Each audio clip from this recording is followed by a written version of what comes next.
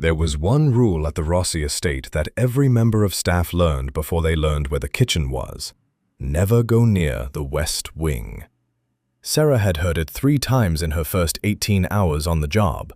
Once from the head housekeeper, who said it like a warning, once from a nervous young footman, who said it like a ghost story, and once from a guard built like a refrigerator, who said it like a threat. Don Rossi's private study is up there, the housekeeper had told her, pointing down a corridor lined with dark wood and darker paintings. Nobody cleans it, nobody enters it, nobody so much as knocks. In 4 years, I have never seen the inside of that room, and I don't intend to start today. Sera had nodded and said, "Understood," the way she said most things now.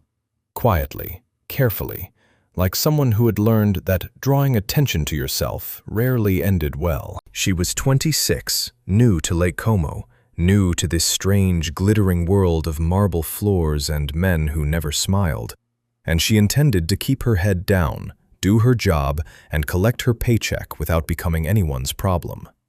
She had not intended to end up outside that door by 9:15 on a Tuesday morning. It happened because of a pen. She found it on the second-floor landing, half hidden under a velvet bench, a heavy black fountain pen with a monogrammed cap, LR, in engraved silver. It looked expensive in the way that made Sera's stomach twist a little, the kind of expensive where losing it might cost someone their job. She turned it over in her hands, glanced down the corridor toward the forbidden wing, and told herself the sensible thing to do was hand it to the housekeeper and forget she'd ever touched it. Instead, her feet carried her the wrong way. She told herself it was efficiency. The foyer table just outside the study doors was where lost items usually got left. She'd seen a stack of misplaced gloves and sunglasses there already. She would set the pen down, walk away, and no one would ever know she'd gone within 20 feet of the one place she wasn't supposed to be. That was the plan, right up until she heard the sound. It was faint, almost nothing, a ragged, catching noise, like someone trying to breathe through a straw and failing. Sera froze with the pen still in her hand, listening, half convinced she'd imagined it. Then it came again, sharper this time, closer to a gasp than a breath, followed by something heavy shifting against wood. Every instinct she had ever been taught said walk away. This was not her business. This was not her house. Whatever was happening behind that door belonged to a family with guards who carried guns under their jackets, and a new maid with a stranger's pen in her hand had no reason to be anywhere near it. But the sound came a third time, and underneath the panic in it, Sera heard something she recognized, something she knew from the inside out. She pushed the door open without knocking. The study was enormous, floor-to-ceiling windows, a wall of leather-bound books, a desk the size of a small car, and on the floor behind that desk, half collapsed against the leg of his own chair, was a man Sera had only ever seen from a distance in framed photographs around the estate.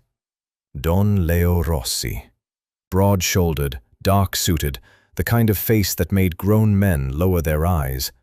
Right now, that face was gray. His hand was clawed against his own chest, fingers digging into the fabric of his shirt like he was trying to physically hold his heart inside his body.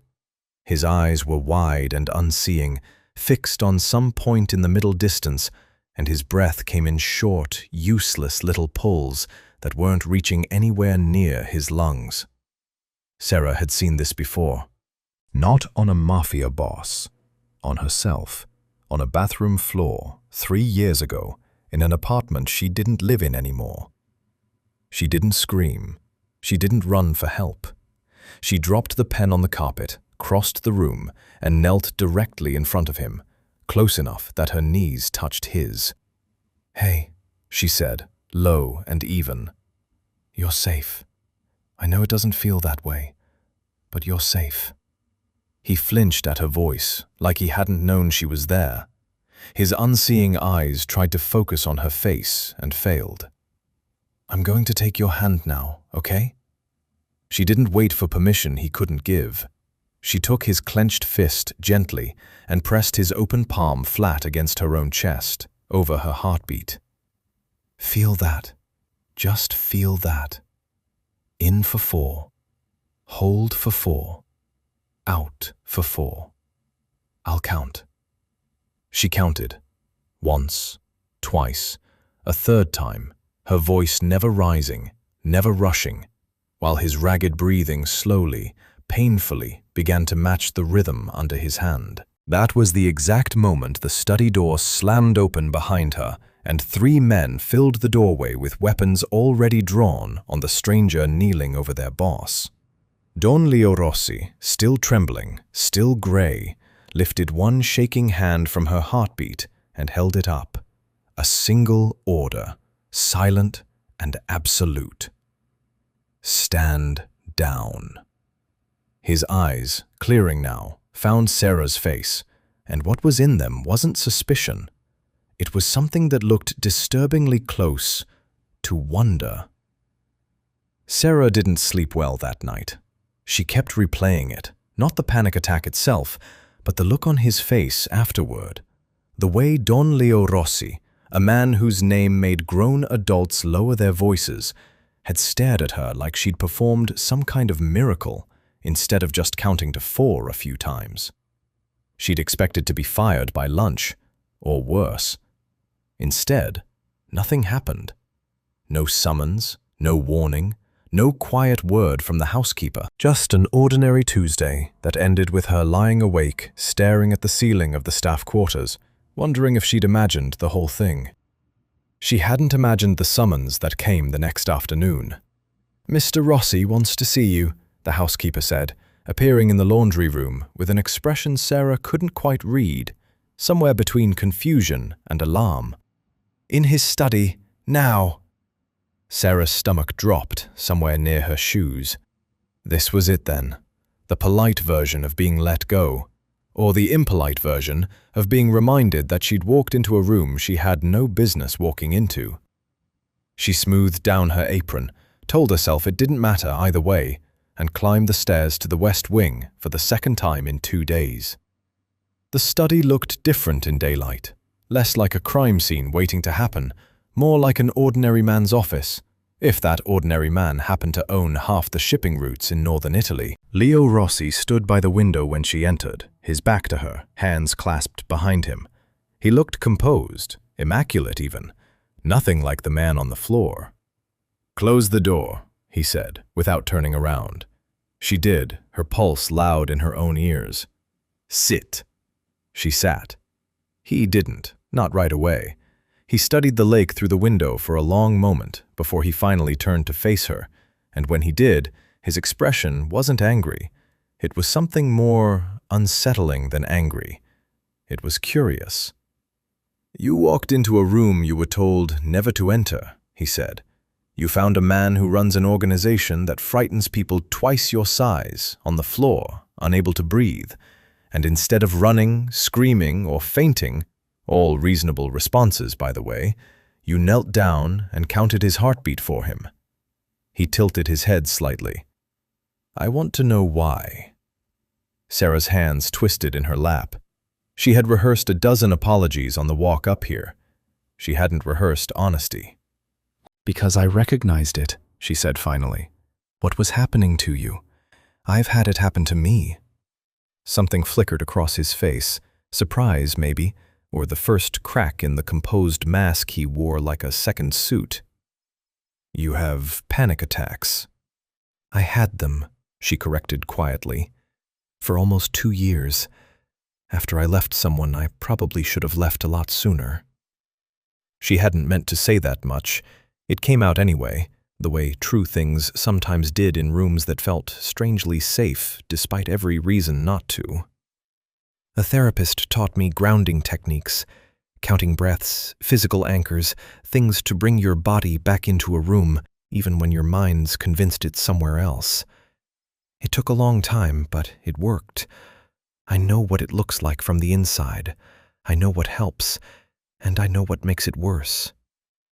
Leo was quiet for a long moment. When he finally sat down across from her, it wasn't behind the desk. He pulled the second chair around so there was nothing between them, which she suspected was not something he did often. 4 years, he said. I have had this condition for 4 years, and in that time, exactly 6 people have witnessed one of my episodes. 3 of them no longer work for this family. 1 of them is gone, though not because of this.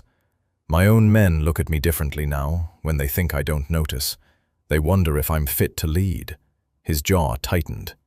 And you, a woman I hired 2 days ago to mop my floors, knelt down in front of me like it was nothing at all. It wasn't nothing, Sera said, but it also wasn't shameful. That's the difference, maybe. Everyone around you seems to treat it like a secret to be buried. I just treated it like a thing that was happening, that needed a response. That response, Leo said slowly, is the only thing that has ever pulled me out of one of those episodes in under 10 minutes. Do you understand how significant that is? My own doctors haven't managed it. My own family hasn't managed it. He leaned forward slightly, elbows on his knees, and for a moment he looked less like a Don and more like a tired, careful man trying to solve an impossible equation. I have a proposal for you, and I want you to actually consider it before you answer, because I suspect your instinct will be to say no. Sera said nothing, waiting. I want you to stop working as a housekeeper, Leo said. I want to move you into a position as my personal assistant. You would accompany me. Meetings, trips, negotiations, anything where the stress is likely to trigger an episode. Your job, officially, would be scheduling and correspondence. Unofficially, your job would be exactly what you did yesterday. Being in the room. Being the thing that brings me back. The offer hung in the air between them, absurd and enormous. You don't know anything about me, Sera said. I could be terrible at this. I could freeze the next time. I could... You could, Leo agreed. But I don't think you will. And I have spent 4 years watching very expensive, very qualified people fail at the one thing you did instinctively, without training, without being asked. His eyes held hers, steady now in a way they hadn't been the day before. I'm not offering you charity, Sera. I'm offering you a job I need someone to do. And you are, as of yesterday afternoon, the only candidate I trust to do it. She thought about the West Wing, the rule she'd broken, the 6 people before her who hadn't lasted. She thought about the calm, awful certainty in his voice, a man used to being obeyed, now genuinely asking. Okay, she said, before she could talk herself out of it. I'll do it. Something in Leo Rossi's shoulders loosened, just slightly, like a held breath finally released. Neither of them said the word trust out loud, but it was already sitting in the room between them, quiet and new, waiting to see if it would hold. Milan looked different from the 32nd floor, sharp, gray, and entirely unforgiving, which suited the room Sera now found herself sitting at the back of. The boardroom belonged to the Rossi shipping conglomerate's legitimate face, all glass walls and imported marble, and it was currently filled with 14 men who wanted to strip Leo of a port concession worth more than most countries' annual budgets. Sera sat 2 rows back, a folder of briefing notes in her lap, exactly where Leo had told her to sit. Close enough to see him, far enough not to be seen as anything but staff. You'll feel it before I do, he'd told her that morning, straightening his tie in the hotel mirror while she hovered by the door with his schedule. Usually a change in my breathing pattern, or my hand goes still on the table when it should be moving. If that happens, you do exactly what we practiced, nothing more. They'd practiced for 3 days, a system of small, deniable signals, the kind no one in a room full of predators would ever think to notice, because predators were trained to watch for weakness, not for a woman quietly adjusting her posture at the back of a room. It started 40 minutes into the meeting, and it started with a man named Matteo. Sera had heard the name before arriving in Milan, Leo's cousin, technically family, technically an ally, though something in the way the staff said his name always came with a beat of hesitation. He sat near the head of the table now, sharp-suited and smiling in the particular way of men who enjoyed watching other people struggle. "Of course," Matteo said smoothly, halfway through a disagreement about the concession terms. "We all remember what happened during the Marseille negotiations 3 years ago, the incident at the warehouse." His eyes flicked deliberately toward Leo. "I only bring it up because our investors will ask whether the same complications might arise again." The room went very still. Sera didn't know what the Marseille incident was. She didn't need to. She watched Leo's hand, resting flat on the polished table, go rigid. Not clenched, just frozen, fingers spread like they'd forgotten how to move. His breathing changed next. Shallow. Too fast for someone sitting calmly in a $900 suit. Sera didn't move quickly. Quick movement drew eyes, and eyes were the last thing they needed right now. She shifted her weight in her chair, uncrossed her legs, sat up a fraction straighter, the first anchor, a signal that meant, "I see it, I'm here." Then, slowly, she lifted the briefing folder as if consulting a note, and in doing so, let her gaze land directly on Leo and hold there. Steady, unblinking. The second anchor. Find something real. Find me. Across the table, Matteo kept talking, oblivious, savoring his own performance. "Investors are understandably cautious about instability at the leadership level. Perhaps it would be prudent to discuss a temporary restructuring of authority until—" Leo's eyes found Sera's. She watched something happen in his face that no one else in that room would ever catch, because it happened entirely behind his eyes. The wide, unseeing panic she'd witnessed on the study floor started to surface. She recognized the exact texture of it now, the way his focus began sliding sideways into somewhere else. And then, instead of falling, it caught. Held, anchored on her steady gaze, like a hand finding a railing in the dark. 4 seconds. 5. His jaw tightened, almost imperceptibly, and his shoulders, which had begun to curl inward, pulled back into their usual, commanding line. When Leo spoke, his voice was calm enough to freeze water. "Temporary restructuring," he repeated, letting the words sit in the air like an insult he was choosing not to acknowledge yet. "Interesting, Matteo, that you'd raise stability concerns in the same meeting where you're proposing we hand operational control of a port worth 400 million euros to a board that has never run a single shipping route successfully without Rossi backing." He let his gaze sweep the table, unhurried, entirely in control. "Marseille was 3 years ago. Since then, this family has expanded into 2 new territories, doubled our legitimate freight contracts, and posted our highest quarterly numbers in company history.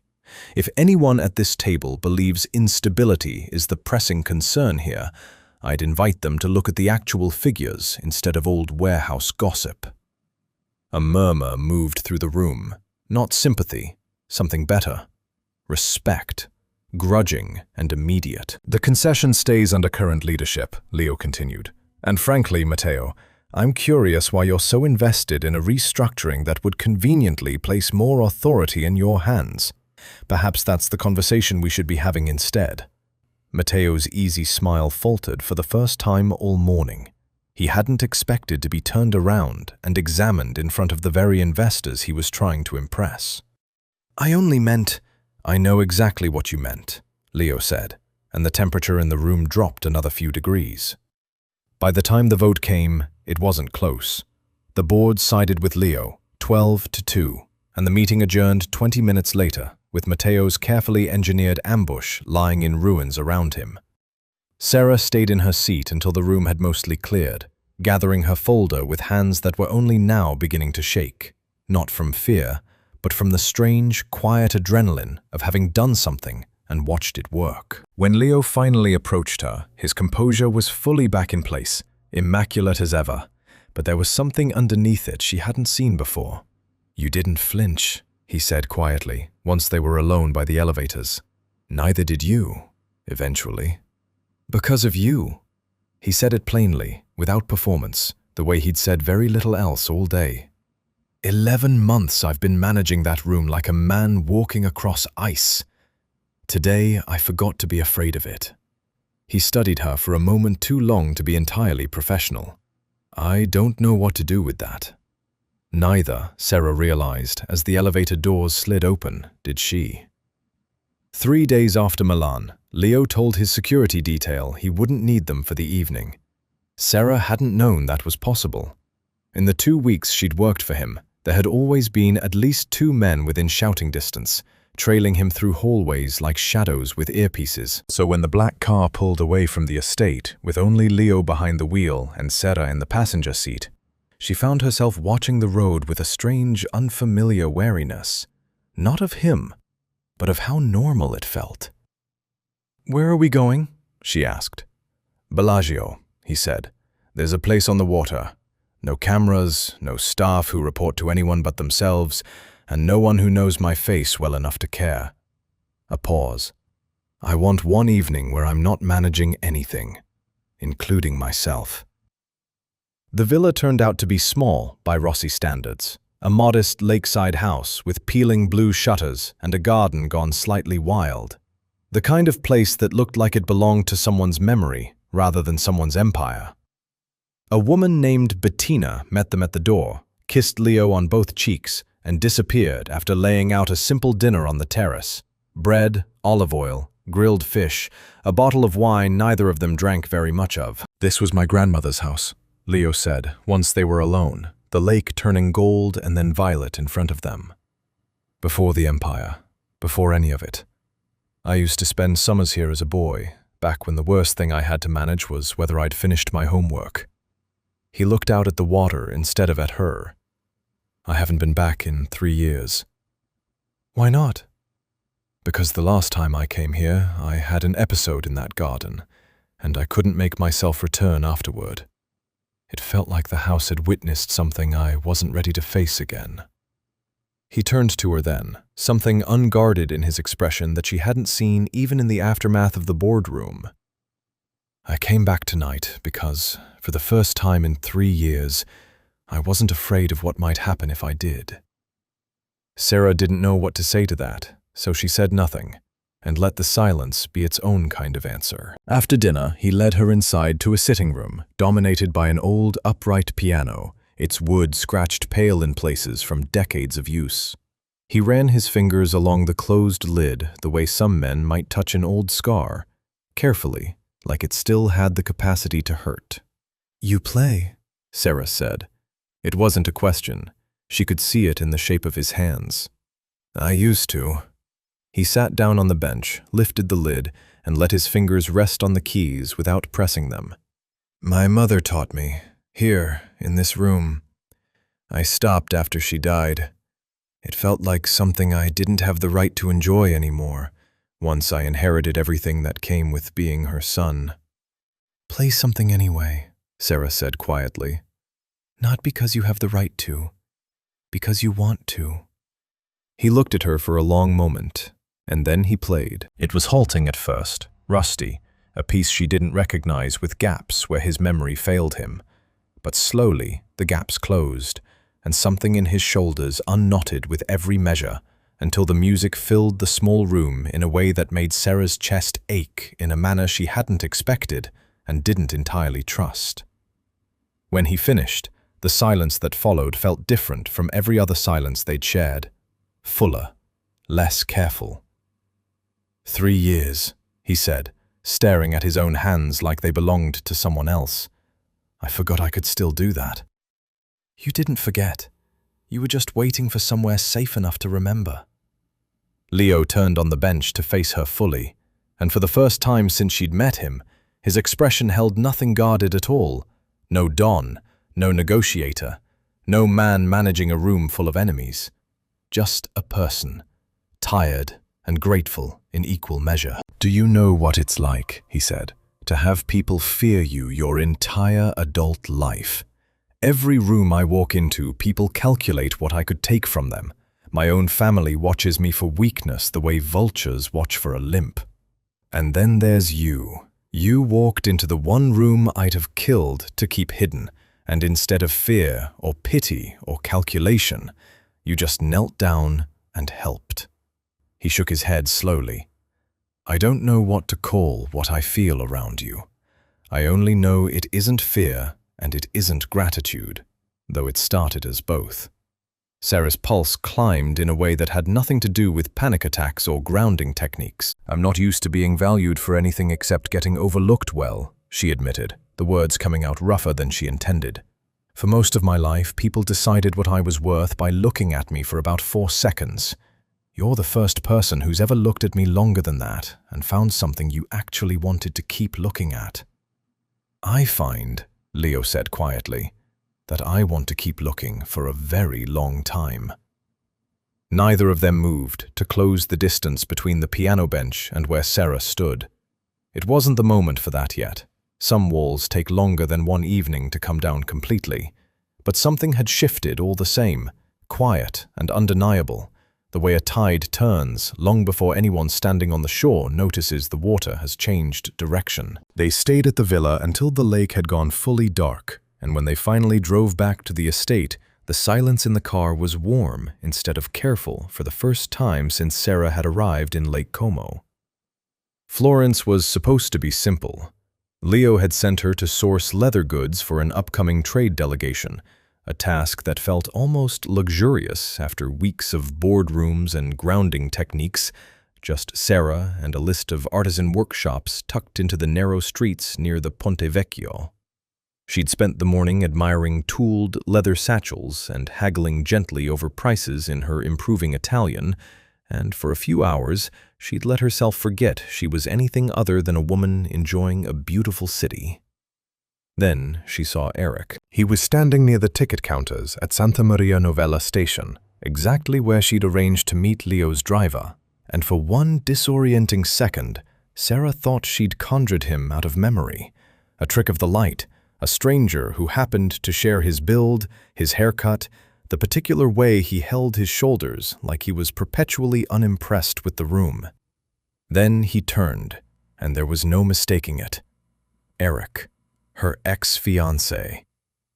3 years and an entire country away from the last time she'd seen him, and somehow standing 8 feet from her in a train station in Florence. "Sera." He said her name like he'd caught her at something. "I heard you'd moved to Italy. Didn't believe it until now." Her stomach dropped, an old familiar sensation she'd worked hard to unlearn. "What are you doing here, Eric?" "Business trip. Small world, apparently." His eyes traveled over her, the tailored coat, the leather satchel from that morning's shopping, details that hadn't existed in the version of her he used to know. Something in his expression soured. "You look different. Expensive." A pause, calculated. "Whose money is that?" "Mine," Sera said, and was surprised by how steady it came out. Eric laughed, short and disbelieving. "Come on. Last I heard you were cleaning houses. Now you're wandering around Florence in clothes like that? Someone's paying for this, and I'd love to know who."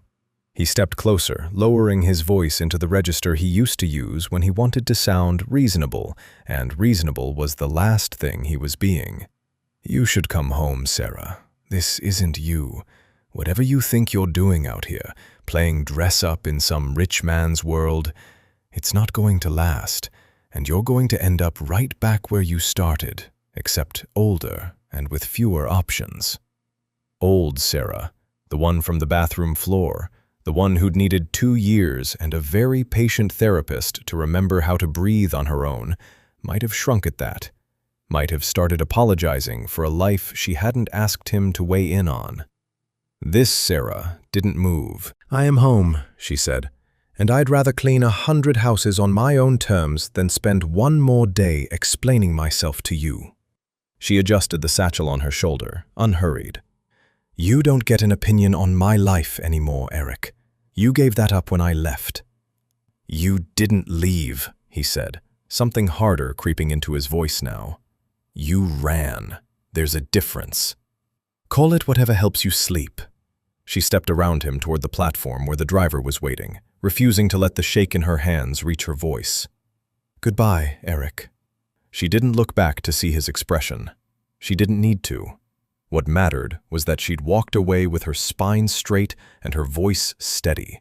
And somewhere underneath the residual adrenaline, a small, fierce satisfaction was already blooming. The particular pride of a person who has finally said the thing they used to only rehearse in the shower. What she didn't know was that she hadn't been entirely alone. 20 feet back, near the newsstand, one of Leo's security detail, a quiet, watchful man named Dario, who'd been trailing her at a discreet distance since Milan, a standing order Leo had never mentioned to her, had observed the entire exchange without moving, without interfering, his phone already half raised before he thought better of drawing attention. He waited until Sera was safely in the car before he made the call.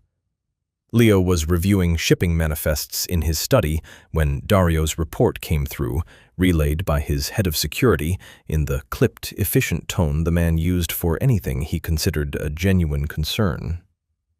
An ex-fiancé, the man said, confronted her at the station. No physical contact, but he was aggressive verbally, belittling, according to Dario, tried to get her to leave with him. She handled it herself, didn't need intervention. Leo set down his pen very carefully, the same pen Sera had once found abandoned on a landing, and said nothing for a long moment. His name, Leo said finally. Eric Whitfield, British national, financial consultant, currently on assignment for a firm out of Milan. A pause. Do you want him removed from the city? No. Leo's voice was quiet, controlled in the particular way that anyone who knew him understood meant the opposite of calm. I want to know everything about him, where he works, where he stays, who he answers to, what kind of man he is when no one's watching him perform for a train station audience. He looked up, and something in his expression had gone very still and very cold. I don't act on anger. I act on information. Get me the information. He didn't tell Sera about the report that evening. She came back from Florence flushed with a strange, private triumph she wasn't yet ready to explain, and he let her have it, asking only ordinary questions about the leather workshops and the delegation gifts, giving no indication that somewhere behind his composed exterior, a quiet and thorough reckoning had already begun. One that had nothing to do with jealousy and everything to do with a promise he hadn't spoken aloud yet, even to himself. No one gets to make her feel small again. Not while I have the resources to make sure they never get the chance. The Venice Charity Gala was, by design, the most photographed event of the Rossi family's public calendar, a glittering annual fundraiser held inside a 400-year-old opera house, attended by investors, dignitaries, and exactly the kind of international press that made Leo's carefully rebuilt reputation either soar or shatter in the space of a single bad headline. Sera stood near the edge of the ballroom in a deep emerald gown Leo had insisted on, watching him move through the crowd with the practiced ease of a man born to this, shaking hands, laughing at the right moments, steering conversations away from anything that might catch him off guard. He'd stopped needing her at his elbow for events like this weeks ago. Tonight, she was simply there, a guest, watching him shine in a way that still, quietly, took her breath away. She didn't see Matteo slip away from the crowd toward the technical booth near the stage. She only saw the aftermath. The lights died first, all of them. The entire ballroom plunged into a blackness so sudden and total that the room seemed to inhale as one.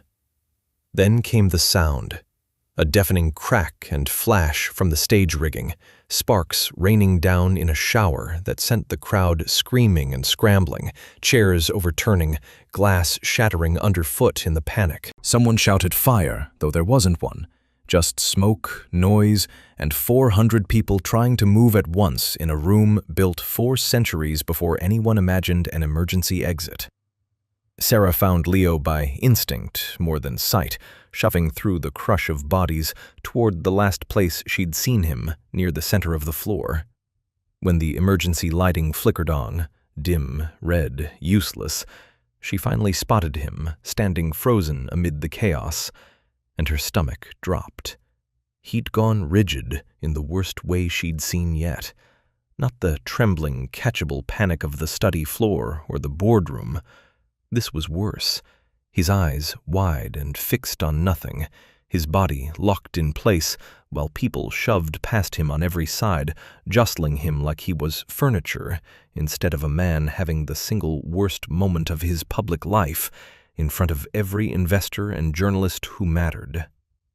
This is exactly what someone wanted, Sera realized, cold fury cutting through her own fear. Someone did this on purpose. She didn't have time to think about who. She shoved through the last few feet of panicked bodies and reached him. "Leo!" She didn't bother lowering her voice this time. The room was too loud for subtlety, and subtlety wasn't the priority anymore. She took his hand, laced her fingers through his, gripped hard enough that he'd feel it even through the fog he was lost in. "I'm right here. Walk with me. You don't have to see anything. Just walk." For one agonizing second, nothing. His hand stayed slack in hers, his eyes still somewhere else entirely. Then his fingers closed around hers, and he moved. She didn't head for the main doors. Too crowded, too chaotic, too many camera phones already lifting in the dark to capture whatever spectacle they could sell by morning. Instead, she pulled him sideways, along the wall, toward the narrow service door she'd noticed earlier leading to the terrace balcony, half hidden behind a velvet curtain. In full view of anyone who cared to look, she kept his hand locked in hers the entire way, steady, unhurried, refusing to let the panic around them dictate their pace. The terrace air hit them like something physical, cool, quiet, blessedly free of smoke and screaming. Leo doubled over slightly, bracing his free hand on the stone balustrade, and Sera stayed close, her palm flat against his back now, feeling the ragged rise and fall beneath her hand slowly begin to steady. "You're out," she said quietly. "It's just us out here. Nothing's coming through that door." It took almost 4 full minutes before his breathing evened out completely, before the color returned to his face and his eyes finally focused on her instead of on some middle distance only he could see. When he finally straightened, his expression wasn't just recovery, it was rage. "That wasn't an accident," he said, voice low and hard. "I know. A lighting rig doesn't fail like that on its own, not with the maintenance checks my people run before every event." He looked back toward the ballroom, where staff had begun restoring order, the emergency lighting giving way slowly to the real thing. Someone timed that. Someone wanted a room full of investors to watch me fall apart in the dark. Sera thought of a name before he said it, and from the look on his face, so had he. "Matteo," Leo said. "He wasn't in the ballroom when the lights went. I remember now.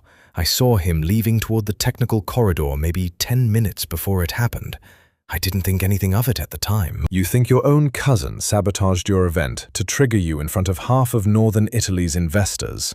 "I think," Leo said, something cold and final settling into his expression, "that I've been giving Matteo the benefit of the doubt for 4 years, and every single time something has gone wrong at exactly the worst possible moment, his name has been somewhere nearby." He straightened his jacket, the composed mask sliding back into place over the fury underneath, though Sera could still see it burning in his eyes. "I was wrong to think Marseille was an accident too." "What are you going to do?" "Nothing tonight." He turned to look at her, and some of the hardness in his expression softened, just slightly, replaced by something gratefuler and more exhausted. "Tonight I'm going to walk back into that room on my own 2 feet and let every person in there see that I recovered. That's the only message worth sending right now." He held out his hand. "Will you walk back in with me?" Sera took it without hesitation. "Every time," she said, and meant it in a way that went far beyond the gala, beyond tonight, beyond anything either of them had said out loud yet. Genoa smelled like salt and diesel, the shipping docks stretching out under a gray morning sky as Sera walked the length of the loading office with a stack of manifests under one arm, going over inventory numbers with a foreman who kept glancing nervously toward the water like he expected weather that wasn't coming. She didn't notice Eric until he was already inside the office. "Well," he said, stepping through the door like he owned it, "you're a hard woman to track down. Had to call in a few favors to figure out which port you'd be at today." His eyes swept the room, the workers, the crates, the framed shipping licenses on the wall, with obvious, ugly amusement. This the glamorous life now? Standing around a warehouse counting boxes? The foreman looked between them, confused and increasingly alarmed. Sera set down the manifests with deliberate calm, though her pulse had already climbed into her throat. "You need to leave, Eric." "I need a lot of things," he said, voice rising, performing now for an audience of dock workers who'd started to slow their work and watch. "I need my fiancée back, for one. I need someone to explain why she disappeared to Italy to play house with some criminal instead of coming home like a reasonable person. I need—" "I was never coming home," Sera said, cutting through him, her voice steady even as her hands weren't quite. "And I stopped being your anything 3 years ago. You need to leave this office right now." "Or what?" He took a step closer, close enough that 2 of the dock workers straightened, uncertain whether to intervene. "You'll call your boyfriend? The mob boss? Is that supposed to scare me?" "It should," said a voice from the doorway. Leo hadn't been expected at the docks until noon. He stood in the entrance now in a dock coat, flanked by 2 of his men, his expression as calm and unreadable as it had been on the study floor the day Sera first found him. Except this time, nothing about him looked fragile.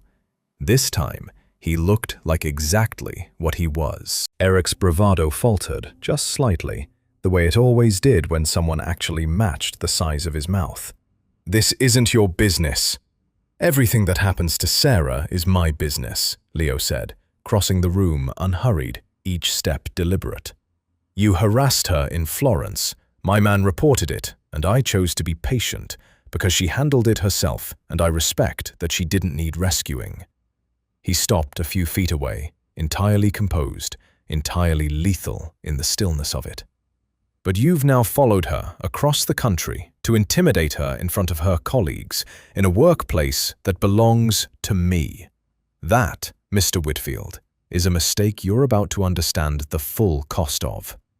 "You don't scare me," Eric said, though the shake in his voice betrayed him. "I'm not trying to scare you." Leo's tone stayed almost gentle, which was somehow worse than if you'd shouted. "I don't need to. I looked into you 3 weeks ago, after Florence. Financial consultant, currently contracted to Belmont Group out of Milan. Nice firm, reasonably prestigious. Belmont Group, as of yesterday morning, is now 31% owned by a holding company that answers to me." He let that sit for a moment, watching the color drain from Eric's face in real time. "I also had my legal team file paperwork this morning, a restraining order, fully documented, citing 3 separate instances of harassment against Sera, backed by witness statements from Florence and today. It's already been submitted to the appropriate courts in both Italy and the UK. You will not come near her again. Not at a train station, not at her workplace, not within 500 meters of anywhere she happens to be standing." "You can't just—" "I already have." Leo's voice never rose. It didn't need to. "You have 2 options, Mr. Whitfield. You can leave this dock right now, quietly, and let your career at Belmont continue in whatever diminished capacity my board decides is appropriate. Or you can continue standing in my warehouse making a scene, in which case, I promise you, the diminished capacity becomes no capacity at all, effective within the hour." He tilted his head slightly. "I would choose quickly." The silence that followed stretched long enough for every dock worker in the room to stop pretending they weren't watching. Eric looked at Sera one last time, something between fury and humiliation twisting his expression, searching for a comeback that never arrived. Then he turned and walked out, footsteps echoing across the concrete, and didn't look back. The room exhaled as one once the door swung shut behind him. Sera stood very still, the adrenaline of the last 5 minutes only now catching up to her hands, which had started, finally, to tremble. Leo crossed the remaining distance between them and took both her hands in his, steadying them the way she'd once steadied his. "Are you all right?" he asked, all the coldness gone from his voice now, replaced by something careful and warm. "I've spent 3 years being told I couldn't survive without him," she said quietly. "And you just made him disappear like he was nothing, without laying a single hand on him." "Because that's what real power looks like," Leo said. "Not violence, consequence." He studied her face, something raw beneath his composure. "No one gets to make you feel small again, Sera. Not while I have the resources to make sure they never get the chance." For the first time since Florence, since the train station, since 3 years of flinching at a certain build of shoulders in any crowded room, Sera felt something settle in her chest that she hadn't let herself feel in a very long time. Safe.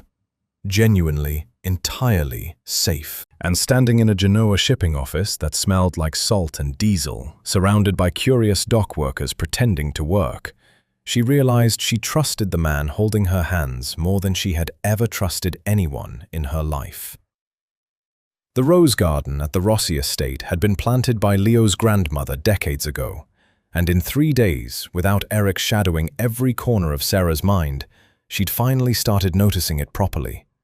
The deep red climbing varieties along the stone wall, the white ones clustered near the fountain, the particular gold the evening light took on as it slanted through the leaves. Leo found her there after dinner, sitting on the stone bench near the fountain, and instead of the usual careful distance he kept in front of staff, he sat down beside her without asking, close enough that his shoulder nearly touched hers. "You've been quieter since Genoa," he said. "Good quiet or bad quiet?" "Good," Sera said, and found she meant it. "I think I'm still getting used to what it feels like when nothing's chasing me." They sat in silence for a while, the fountain murmuring behind them, the last of the daylight bleeding out of the sky. It was Leo who finally spoke again, and when he did, his voice had lost some of its usual composure. Not fear, exactly, but something adjacent to it, the particular vulnerability of a man about to say something he couldn't take back. "I need to tell you something," he said, "and I need you to let me finish before you respond, because if I stop halfway through, I don't think I'll manage to start again." Sera turned to face him fully. "Okay."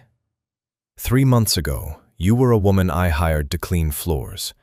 I want to be honest about how far that's traveled, because I think you deserve honesty more than you deserve romance, and right now I'm not sure I can offer you one without the other.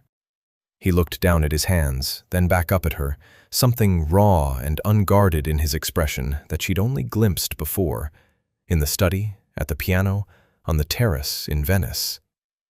"What I feel for you stopped being about the panic attacks a long time ago. I kept telling myself it hadn't. It was easier to call it gratitude, reliance, a professional arrangement that happened to work unusually well." He shook his head slowly. "It isn't any of those things anymore, and I don't think it has been for weeks. Leo, let me finish." His voice was quiet but firm, and she stopped, waiting. "You walked into a room no one else would enter, and you didn't just calm my breathing. You brought me back to a version of myself I thought I'd buried the day I inherited this family. I played piano for the first time in 3 years because you asked me to want something instead of deserve it. I forgot how to be afraid of a boardroom because you were sitting in the back of it. I have spent 4 years being the most powerful man in every room I walk into, and you are the only person who has ever made me feel like I didn't have to be." He reached over and took her hand, gently, the way she'd once taken his on the study floor. "I love you, Sera. I don't say that lightly, and I don't expect you to say it back simply because I've said it first. But I needed you to know." Sera's chest felt too full for her ribs, an ache that had nothing to do with fear and everything to do with the strange, terrifying vulnerability of being truly seen. I spent 2 years of my life being told by someone I was going to marry that I was too much, or not enough, depending on which version of him was talking that day, she said slowly, choosing each word with care. I came to Italy because I didn't know how to be anyone except quiet and careful and easy to overlook. I told myself that was safety. She looked at their joined hands. But you didn't fall in love with quiet or careful. You fell in love with the version of me that walked into your study without permission. That's the version of me I'd almost forgotten existed. She's the only version I want, Leo said. I love you too, Sera said, and the words felt lighter leaving her mouth than she'd expected, like something she'd been carrying without realizing its weight. I've loved you since Milan, I think. Maybe since the study floor, if I'm honest, and I was too scared to call it that for a long time.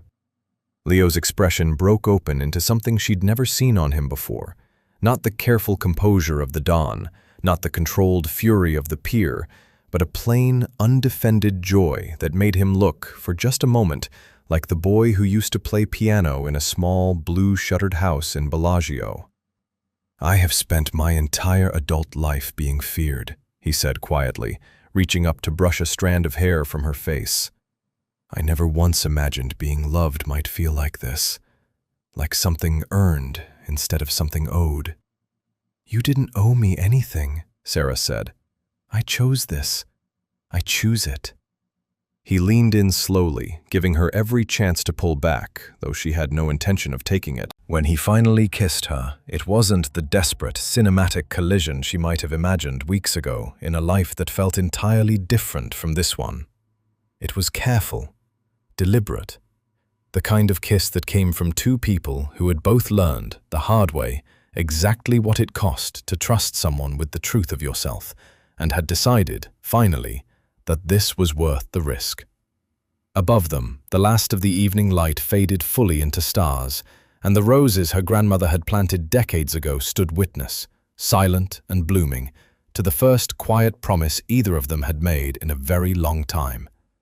Neither of them noticed, in that moment, how carefully they'd need to guard this happiness in the weeks ahead, or how close Matteo already was to making his final move. The storm hit Turin 2 hours before the emergency board vote was supposed to begin, and by the time Leo and Sera arrived at the Grand Hotel, rain was lashing sideways against the windows, and the power had already flickered twice.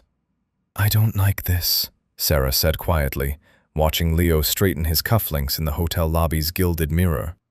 The timing, a storm, an emergency session called with less than a day's notice, half the board suddenly available on a Friday.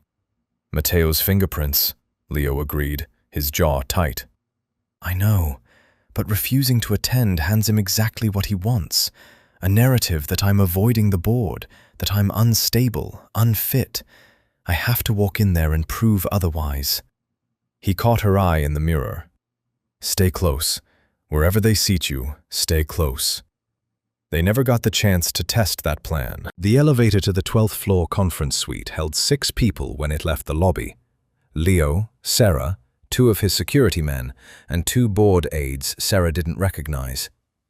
Between the 4th and 5th floor, the car shuddered hard enough to rattle the overhead lights, and then stopped completely, plunging into a half-darkness, broken only by the dim emergency glow along the floor. Mechanical fault, one of the aides said, jabbing uselessly at the call button. Storm's probably knocked out the backup relay. Sera didn't care about relays. She was already watching Leo. His back had gone rigid against the mirrored wall, his hands pressed flat to his sides, like he was trying to keep himself from flying apart. In the dim light, his face had drained to the same gray she remembered from the study floor, except this was worse, smaller, tighter. A box with no window and no door that would open on command. 4 walls closing in on a man whose particular fracture point, she now understood with sudden horror, had never been named to her directly. Claustrophobia. It's the elevator. It's always been the elevator. Get it open, Sera said, sharp enough that both aides jumped. Now! There's no manual override from inside, one of the security men said, already working the emergency panel. We need the hatch access from the shaft above, and that requires the maintenance key from the service floor. Then go get it. Sera was already kneeling beside Leo, taking his hand the way she had a dozen times now, pressing it flat against her chest. Leo, look at me. I'm right here. His eyes found hers, but this time the anchor didn't hold the way it had in Milan. His breathing came in short, tearing gasps, his whole body shaking now, folding inward like the walls really were closing. Can't, he managed. Can't breathe. Walls. I know. Sera kept her voice level, even as her mind raced. I know it feels like there's no way out. There is. I promise you there is. One of the security men returned 3 unbearable minutes later, breathless, a heavy iron key in his hand. Service stairs. 4th floor maintenance closet has hatch access to the shaft, but someone has to go down and physically lower themselves through. I'll do it, Sera said, already on her feet. Ma'am, it's not safe. The storm's affecting the whole electrical. He is not safe, Sera snapped, already moving toward the stairwell door the aide had wedged open. I know this building. Leo showed me the maintenance plans 2 weeks ago for security reasons. I know exactly where that hatch is. She took the service stairs 2 at a time, soaked through by the time she reached the maintenance closet, her hands shaking as she wrestled the heavy hatch door open onto a narrow black shaft that smelled of oil and old cable. Somewhere below her, through the gap, she could hear Leo's ragged breathing, worse now, edging towards something that frightened her far more than the drop beneath her feet. She lowered herself through without letting herself think too hard about the distance, boots finding the top of the stalled elevator car, and pried open the emergency roof hatch with strength she didn't know she had until she needed it. Leo. She dropped through into the car itself, kneeling immediately in front of him, taking both his hands this time, pressing them hard against her own ribs. I'm here. I climbed down. There's no wall between us anymore, do you understand? I'm right here, and I'm not leaving this box until you can breathe. It took longer this time. Longer than the study, longer than the boardroom, longer than the gala terrace. But slowly, with her voice a steady thread pulling him back from wherever the panic had dragged him, his breathing began to even, his hands stopped shaking, and the grey drained slowly out of his face. You climbed down a shaft, he said finally, voice hoarse, in a thunderstorm, to sit in a stalled elevator with me. I told you, every time. Above them, muffled through the hatch, they could hear the maintenance crew finally cutting the manual release. The car jolted, then began, agonizingly slowly, its ascent toward the 12th floor. Toward a boardroom where, Sera knew without being told, Matteo was at that very moment standing before the assembled board, ready to declare Leo unfit and himself the family's new head. They think I'm still trapped, Leo said, understanding dawning in his eyes even through the exhaustion. They think this is over. It isn't, Sera said, helping him to his feet as the doors finally, mercifully, slid open onto the 12th floor. It's about to become the worst mistake Matteo has ever made.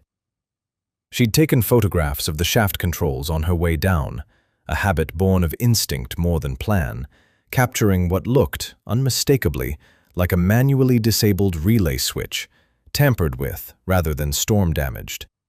Evidence, the kind that turned a convenient accident into a very deliberate act of sabotage. Leo straightened his jacket, wiped the last of the shaking from his hands, and looked at her with something fierce and grateful and entirely unafraid. Let's go finish this, he said, and together they walked toward the boardroom doors. The boardroom doors opened on Matteo mid-sentence, one hand raised toward the assembled board like a man already accepting a crown. And given Leo's continued inability to function under pressure, an inability that has now, tragically, trapped him in an elevator during what should have been a routine session, I believe the only responsible course of action is for the board to formally— He stopped when he saw them. The room went silent in stages, like a wave breaking backward. First the aides near the door, then the board members closest to them, until every face in that gilded 12th floor suite had turned toward Leo Rossi, soaked from the storm, composed despite it, walking through the doors under his own power, with Sera beside him. "Formally what, Matteo?" Leo asked, his voice carrying easily across the stunned room. "Please, finish the sentence. I'd hate for the board to miss the rest of your proposal." Matteo's mouth worked for a moment before anything came out. "You were trapped.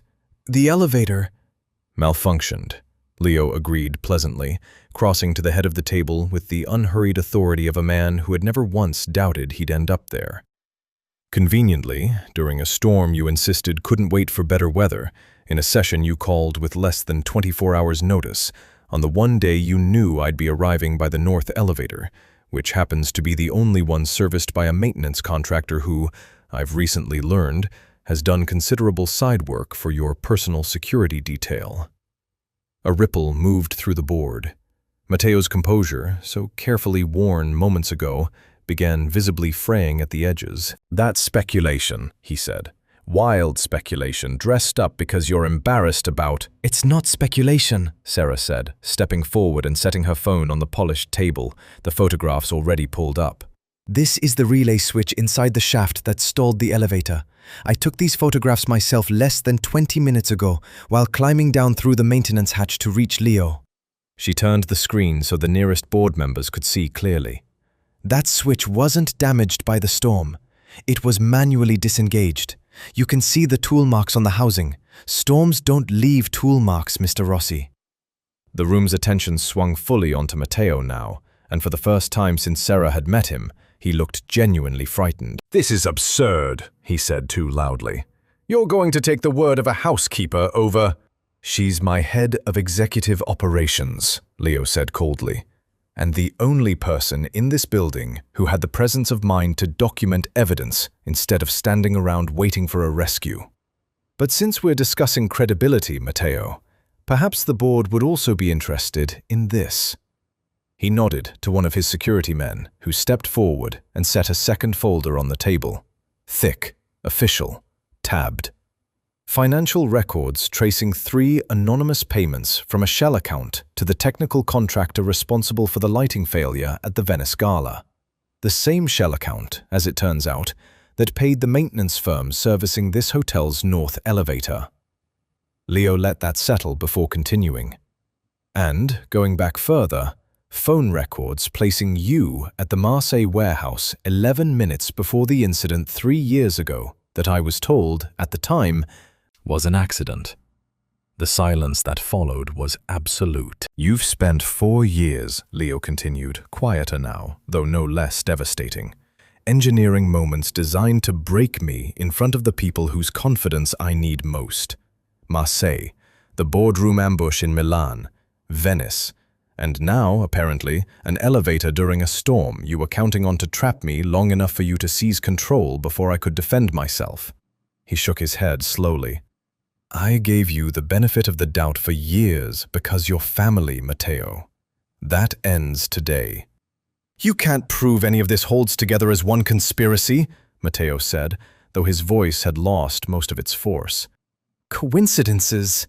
4 coincidences, all benefiting exactly one person, all traced to accounts you control, Leo said. "The board can review the full documentation themselves.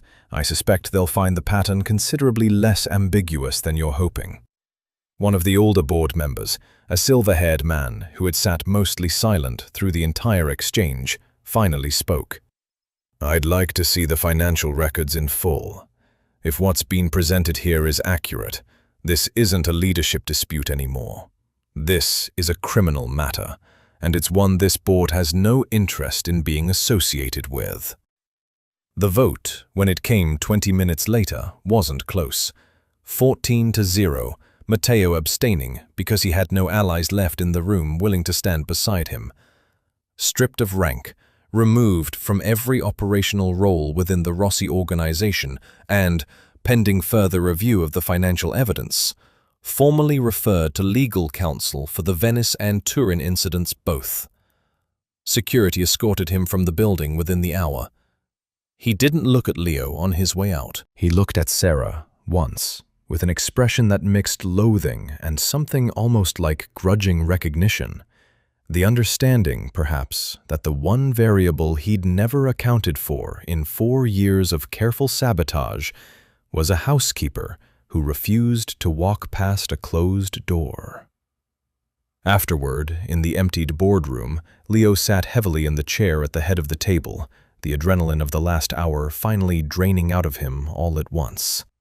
Sera pulled a chair beside his, the way she had in his study on the very first day, and took his hand. "It's over," she said. "It's over," Leo agreed, though something in his voice carried more than relief. Something like the beginning of an entirely different question, one he'd clearly been turning over even through the chaos of the storm and the shaft and the boardroom reckoning. He looked at her, exhausted and steady and entirely certain. "I don't want to go back to running an empire built on fear, Sera. I want to build something worth handing to someone I trust completely, and I already know exactly who that is." 2 months had a way of rewriting a person, Sera thought, standing on the terrace of the Tuscan villa with a glass of wine she'd barely touched, watching the late afternoon light pour gold over rows of vines that stretched toward the horizon in every direction. The restructuring hadn't been easy.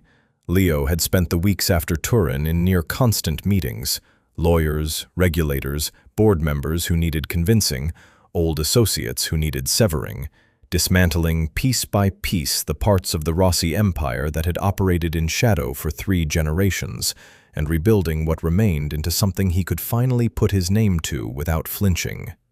The shipping routes stayed.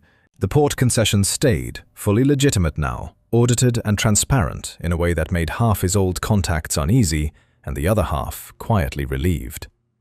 What didn't survive the transition, Leo had said plainly to the board, wasn't worth protecting in the first place. "Maritime Logistics Group," he'd told her the night the paperwork finalized, a wry, exhausted smile on his face. "Not exactly the kind of name that strikes fear into anyone's heart." "Good," Sera had said. "I've had enough fear to last a lifetime. I'd rather build something boring and profitable." It hadn't been boring. It had been, in its own quieter way, the most extraordinary 2 months of her life. Watching a man who'd spent 4 years bracing for the next ambush, slowly, deliberately, choose peace instead. His episodes hadn't vanished. She doubted they ever fully would. But they came less often now, and when they did, they came without the added weight of wondering who might be engineering them. And that difference, she'd learned, mattered more than either of them had expected.